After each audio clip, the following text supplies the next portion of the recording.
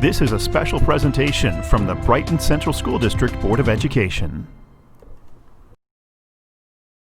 On behalf of the Board of Education, I'm Mark Kokanovich, Board President, and welcome to our community forum this evening. We appreciate everybody's attendance, and we assume some may also continue to join us. So what we'd like to do this evening is, first of all, any questions or comments that any members of the public have, please log into the chat feature at the lower portion of your screen, put your name and address in there, and then we will call on you with any question you might have or any statement that you would like to make. You're also welcome to send us an email. All of our contact information is on the website. Anything that you might see or hear tonight that you'd like more information on, we're happy to do that. What we're going to do this evening is Dr. McGowan is going to provide a brief update on a few key areas of our operation, an update on our diversity, equity, and inclusion programming and where we are on things right now, a quick update on operation under pandemic situations as far as our buildings and school and remote learning and hybrid learning, and then also a couple of our ongoing challenges that we currently face. And then we're going to open it up to question and comment from members of the community. So thank you again for joining us. I'll turn it over to Dr. McGowan. Thank you very much, Mr. Kokanovich. So I've shared on the screen a very brief presentation, as you had mentioned, with just a couple of highlights to get the conversation started. Certainly this evening's 5 o'clock meeting, there were extensive, detailed, fantastic reports on the blueprint progress. This is a very, very, very condensed version, just a few minutes, again, to give people a little bit of a level set in terms of the type of work that's happening. I would just encourage people to go back though and take a look at the video from those presentations because it was really, people did a great job of explaining exactly what is happening, and this will be a much higher level overview.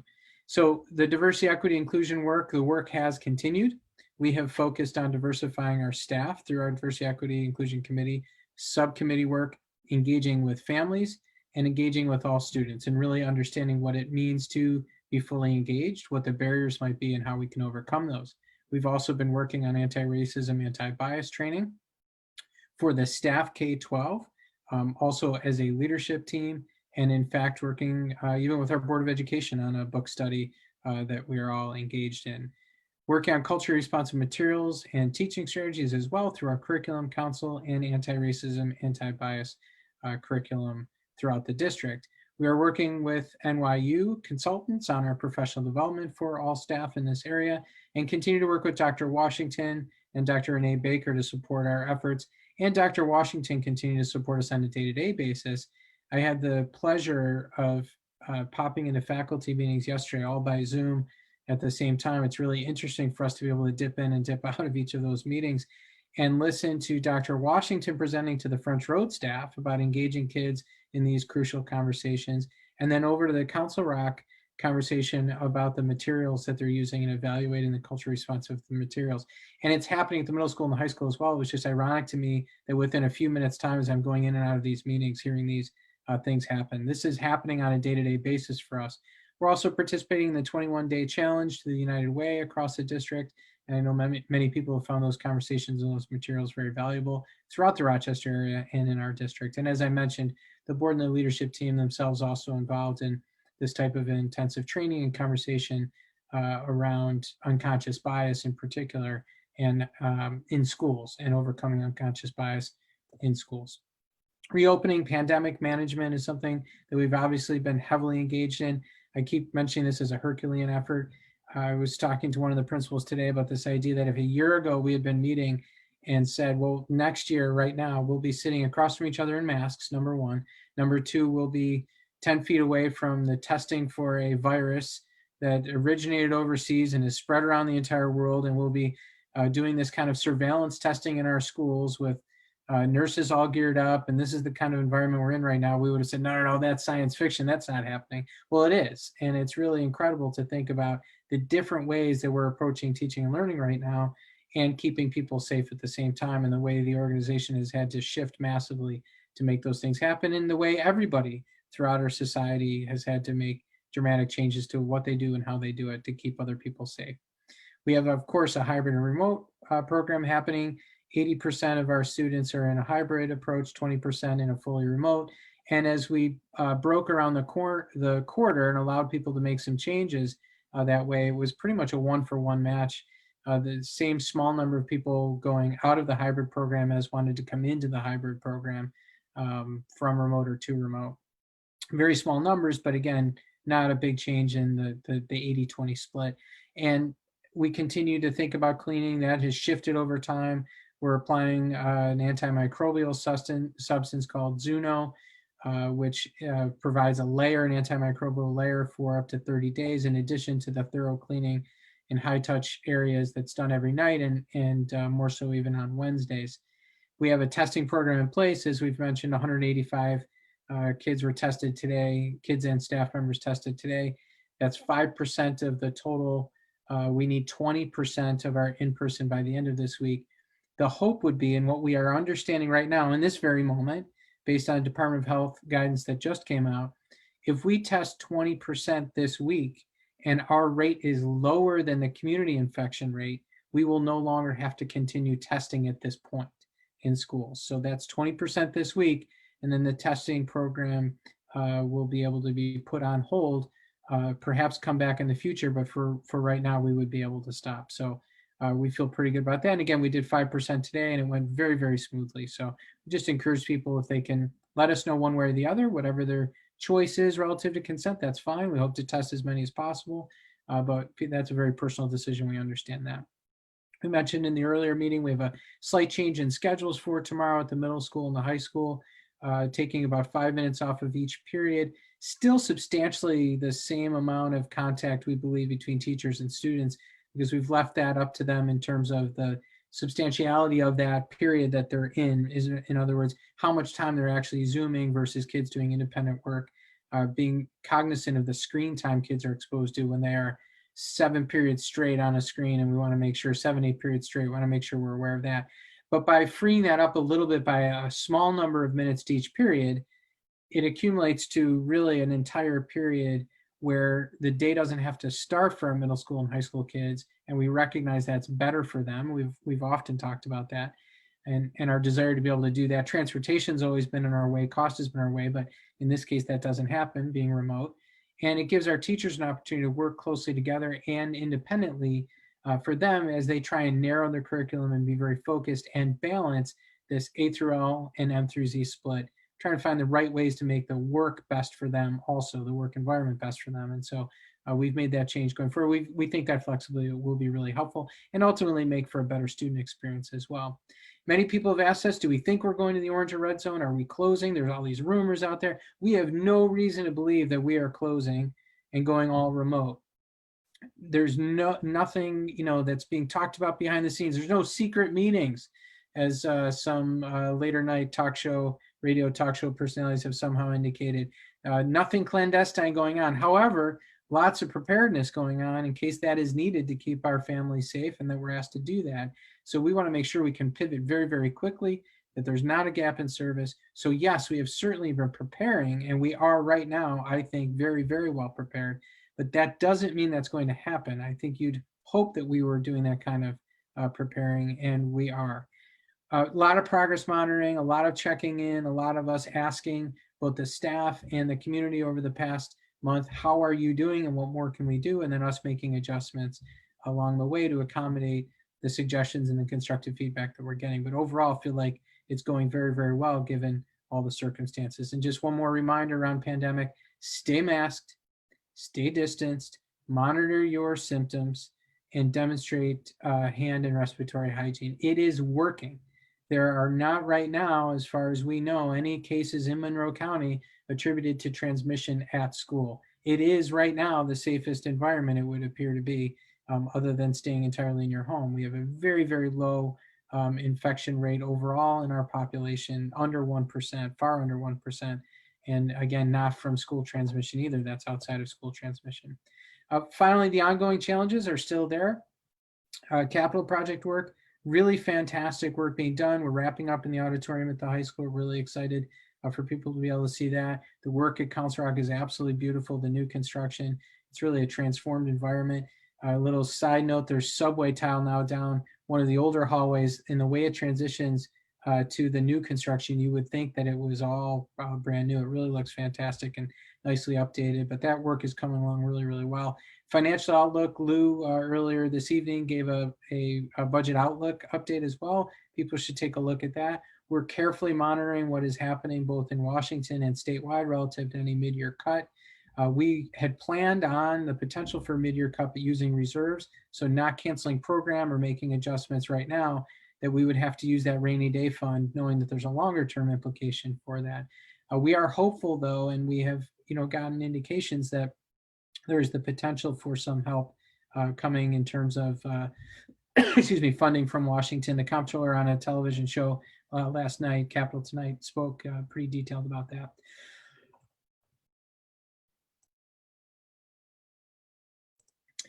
Pardon me. And then we're always continuing to think about long-term growth and development and blueprint plans, how they're working this year, and what the impact then would be going forward. So in a good place. That's the level set for tonight. Now we're going to open it up to any questions, comments, feedback. What we'd ask people to do is put their name and address in the chat. And when you do that, we would free up both your video and your audio so that you can ask your question. We can have a discussion with the board. There is no particular topic tonight. It's wide open for whatever is on people's mind. Transition over to that. So again, if you just put your name and address in the chat, and we can bring you up then on the screen and engage in a conversation. Kevin, I would add also, thank you for the quick update, and to the members of the community who are watching us and with us live right now or watching us later. We intend to make this available through our YouTube, video system. But the meeting that we held earlier tonight, which again will be available on full recording and the agenda is posted. We went through a number of areas, blueprint update, as Dr. McGowan mentioned, and also a number of policy areas and things like that. And that's valuable, I think, for the community who doesn't have a chance to watch at the time we hold the meeting, to go back and take a look at through some of those things. And we do post all of our material for every meeting agenda on that link to meetings and agendas on the district webpage. So if there's ever a question or a comment over something that previously was discussed or previously that was reported out, please send us a note. We're happy to answer a question or get back to you, and either directly to Dr. McGowan or to me or any board member for that matter. All of our contact information is on the website, and we will get back to you. So we're in a virtual world. We'll continue to be meeting virtually for the foreseeable future. As all of you know, or many of you know that are involved in activities within the district, we are minimizing contact among groups of people so that we continue to have as little use in our buildings outside of teaching children as we can. Our buildings are not open to community groups, and there's no need for us to hold board meetings in a board building when we can do it virtually, and we can still have full transparency and full participation. So we will be doing that for the foreseeable future. So I would also point out that if you have a question on Facebook, for those of you who might be watching on Facebook Live, Dan Goldman will be the voice of Facebook, which we'll ask him if there's any questions or comments in just a moment. But before we do that, we do have somebody live out of the chat, Eleanor Oy. Go right ahead. Hi, I wanted to ask some questions about the shortening of class times and Zoom time for Wednesday for the remote day. I understand it's only 5 minutes, but some of my friends and I have been talking. Original classes are 45 minutes long. When we went to the Wednesday remote day, they were shortened to 40 minutes. When they added in the flex time, they were shortened to 35 minutes, and now they're down to 30 minutes. For the hybrid students, they're already only going to school they're having teacher interaction 3 out of 5 days a week. And to shorten one of the classes to 2/3 of the length of a normal class period, when we know from sort of overhearing and listening to some of the classes that there's sometimes technology issues and everything else that also suck away some of that class time. I just think that it's something that we really ought to think about and consider. I understand the need to do some of these other times and planning for the teachers to get together and the staff, but I do feel as though it's really kind of, it is 5 minutes, but the 5 minutes keep adding up and it's getting to a point of where it is significant. The other part of that is communication. am speaking on behalf of my high school students. They have concerns that sometimes things are communicated to parents about positive cases for COVID and other things that really impact them and their community, as well as also this change to Wednesday class schedules was only communicated to the students at first and not to the parents. And I think especially at the high school level, as we are training these people to become young adults and to be self-sufficient and advocating for themselves, how can we kind of maybe streamline those communications so they're going to everybody all at the same time instead of picking and choosing, because it creates confusion about not knowing who's heard what when. So that's just my comment. Thank you for listening. You bet. I would, I think it's a fair point and a good question to ask around time on task and instructional minutes. Certainly something we weighed and something we've been talking about for weeks. Lots of districts around us made that from the beginning of the year a half day and a very abbreviated schedule. Ours was longer to start with, and we committed to making adjustments along the way if we thought that it made more sense. We just tried to look at, how much of that time is the right amount of time for kids to be spending on screen. Will it still be substantial? If many teachers were using, say, 30 of the 35 minutes, because we didn't mandate, no different than, by the way, in the normal environment, we don't evaluate people's performance based on use of the full 45 minutes. In other words, that's not how somebody walks into the classroom and says, well, were you lecturing from 1 to 45? How did you divide that time? What was the best way to use that?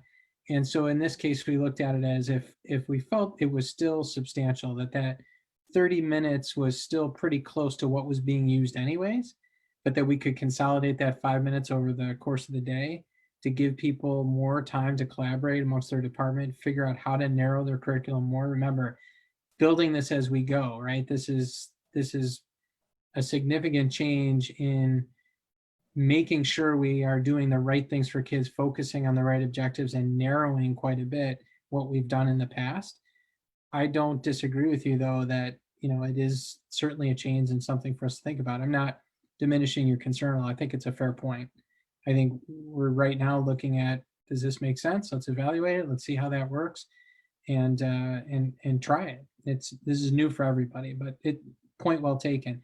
On the other side, communication wise, we've tried to communicate a lot, whether it's through social media, but through the emails to kids and to parents. I think with regard to this particular schedule change, is a point really well taken, and actually something that Dr. Hall, Mr. Nunez, and I talked about today in terms of helping people in the COVID update that's going to go out tomorrow from the district that Dan and I will put together, but in the e-news on Friday from the buildings, flushing that narrative out a little bit more. So, I certainly take responsibility for that too, because we could have put it in last Friday. I will tell you that a lot of what we thought we were doing last week, Eleanor, to be very candid with you, was changed dramatically by the fact that we were going to test 20% of our population. So it became about organizing that. But you bring up a really good point and something for us to keep in mind as we go forward. So thank you. And did you want to follow up on that at all, Heather? Or I'm sorry, Eleanor? No, thank you for listening. And I think that I appreciate that. And I appreciate sort of all of the pivoting you had to do last week in terms of testing being mandated by the state. It's just sort of a matter of that for some of the students, this time in front of their teachers is sort of the only face-to-face time that they get. And shortening that even by 5 minutes makes a difference if somebody has a question, if somebody just has that. I don't know, is there sort of a way to even reclaim some of that time? I know passing time during in-person school days is only 4 minutes, and yet on Zoom days, it's 5 minutes. And even just with Zoom, we all know, you wait for everybody to log in. That can take 1 or 2 minutes there. You wrap up at the end, but you're not always teaching up till time. It's just that time gets sucked away, and those few minutes can make a huge difference. Okay. Thank you for listening. You bet. Heather Coyne, Hollywood Avenue, coming on.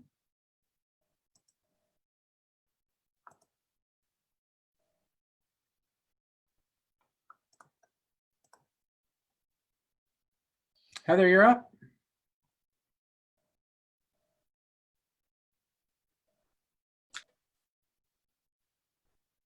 Heather Coyne. There we go. Okay, hang on. Okay, there we are. I couldn't unmute myself there. Thanks for doing this. I just have a few quick points. One, thank you for the video of the testing. I thought that was really helpful. Even in our case, I had no idea what the testing was going to look like or involve. I haven't had to get COVID tested yet, so that was actually really helpful. So I want to thank you for that. Great. Two, I just want to speak to the same issue that Eleanor just brought up, but the flip side of that, I personally want to thank you. My daughter wants to thank you for slightly shortening the Wednesday sessions because she's in high school. She's one of those students, she's very independent, conscientious, and by somewhere in the afternoon on Zoom days, she's fried. As I think you can all understand when you're on Zoom after Zoom after Zoom, and when you're trying to learn all new material, it gets tough. So I understand the issues it can raise for some students, you know, this just speaking from our perspective, and to show you that there, of course, like every issue, there are multiple opinions on it. But I personally am thrilled to see that, and I kind of believe in quality over quantity here in this case. So if she's a little less fried, she can pay better attention to what it is they're trying to say. And it's a good chance to just reinforce kids advocating for themselves to email their teachers, message their teachers, whatever the method is, whatever method is preferred. So I just want to jump that in there. Thanks, Heather. Appreciate that. Sure, and I do appreciate the later times, as you might suspect. The other piece I just want to ask about on a totally different note was how the board is feeling with, I know so many things are up in the air, but are you feeling any possible optimism budget-wise, given that we now have somebody representing us in the assembly who I know is a big advocate for school budgets? Has that come up with you guys at all? Mark, and Karen's on the legislative committee too. I don't know if you'd like to speak to that. We talked, Heather, we talked a little bit earlier in our meeting on legislative committee for the School Boards Association. So as you know, we are going to have a new member of the Assembly and a new member of the Senate. Sarah Clark is going to be our new Assembly person. The other race is yet to be determined. Absentee ballots are still in process, but either way, it's new, and Jeremy Cooney has a lead, and that may turn out to be the case. You know, it's lots more to come on this conversation. Kevin and I have been reaching out. We've had conversations. Kevin has had lots of conversations with those two individuals for a long period of time. They both understand the school funding issue. They understand the unique elements that apply to Brighton. I think our overriding concern with legislative committee and our own individual board advocacy with Albany is, while we are enthusiastic about having passionate representation in Albany, the way that state government is run right now and the governor's ability to govern and sort of dictate by executive order has left the legislature completely out of the process in so many ways. So I think we are all very apprehensive about operations of the state government moving forward. What type of a budget and process of a budget development will really happen? And then secondarily, with the pandemic fiscal hit, you know, what really will happen in terms of reduction in this year's aid? How will that affect next year's foundation aid or whatever formula that the governor may decide to replace it with? I mean, there's a lot of things that can happen that we're concerned about. You know, we're hopeful that the federal government is going to come through with another stimulus package that will help state and local governments, which includes school districts. We really desperately all need that. But I guess in a nutshell, we're enthused to have some folks to begin working with us and for us together who have shown an interest in the subject matter, if you will, and some knowledge and willing to go to bat. So that, you know, and hopefully based on all the other work that we've been doing in Albany, the connections we've made with leaders, not directly from our area, but those in leadership positions, hopefully that coupled with our new representation will bode well for us. There's no way to know. Sure, I absolutely. think the other thing that's a possibility, though, I mean, I have little to no hope that we get the funding that we need for 21, 22. I mean, just putting that out there. But the situation across the state with pandemic shortfalls will make the whole situation come to a head that much sooner, right? That's my biggest hope for the future, is that schools, I don't want schools to suffer, but we will across the state. That'll have to bring it to a head. At some point that has to change. And I think that this may be what does it. Instead of And just Brighton. the only hope that I have in terms of the federal government, I believe a stimulus package will be on the way with a new administration, but if it'll plug the hole for whatever the governor needs to sweep out from foundation aid in the long run, is my guess. Right. Okay. Thank you. To Karen's point, I will say one thing that has been a big point of focus for school advocacy groups, and if you have the opportunity, Heather, I know you like to get involved in these things, the term maintenance of effort is really important.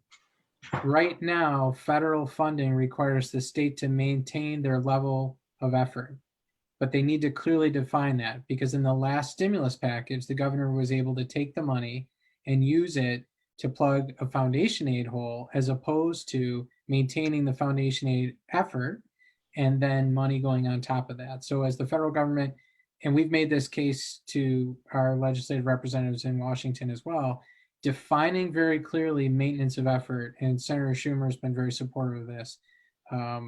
They understand the need for that, but bringing that up is very key to this too. Great. All right. Thank you. You bet. Appreciate it. Anybody else that would like to enter the chat with their name and address, and then we can pull you up? And I'm sorry, Heather, was there anything else too? Oh, sorry. Nope. I'm all set. Thanks. Super, thanks. Thanks, Heather. Okay, seeing none right now. Dan Goldman, voice of Facebook. I'm curious what the voice of Facebook is exactly. Questions or comments to share? We don't. No, we don't have any comments on Facebook at this point. Just start going to other Facebook pages and read us some of those comments. No, I don't mean that. Let's not do that, Mark. Bad joke. Bad joke. If there's nothing else for the good of the order in either the chat or on Facebook, I'd yield to the board. I think, Andrew, did you have something, or are you saying no? We do appreciate those that joined us tonight. Obviously, there's a million things going on. We provided a lot of these video and virtual opportunities, and so our crowd this evening is not huge. We will continue to do this. Dr. McGowan will, our principals will, PTSA will continue to offer these virtual meetings. The board will be doing it where needed. You can always contact us by email or phone, and stay safe, stay distant, wear a mask.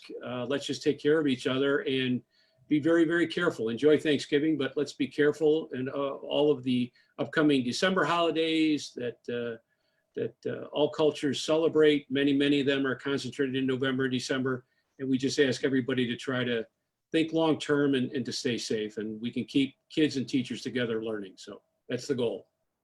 You bet. All right. Thanks, everybody. Good night, everybody. This has been a special presentation from the Brighton Central School District Board of Education.